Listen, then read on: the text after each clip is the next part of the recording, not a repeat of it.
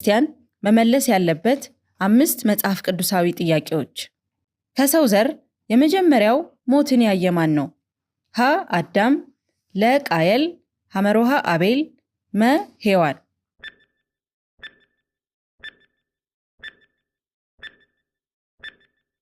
ሐመሮሃ አቤል። ከጥፋት ውሃ ለመዳን መርከብን እንዲሰራ የታዘዘው ማን ነው? ሀ አብርሃም፣ ለ ኖህ፣ ሐመሮሃ ያዕቆብ፣ መ ሙሴ።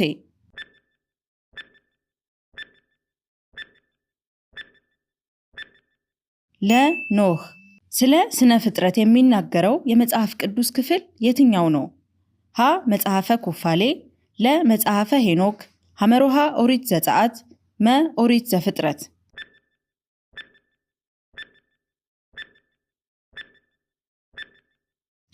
መ ኦሪት ዘፍጥረት።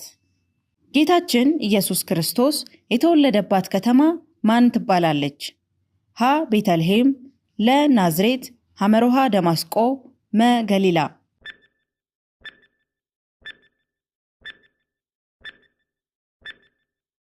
ሀ ቤተልሔም። በወንጌል ጌታ የሚወደው እየተባለ የተጠራው ሐዋርያ ማን ይባላል? ሀ ቅዱስ ሉቃስ፣ ለ ቅዱስ ዳዊት፣ ሐመሮሃ ወልደ ነጎድጓድ ቅዱስ ዮሐንስ፣ መ ቅዱስ ጴጥሮስ።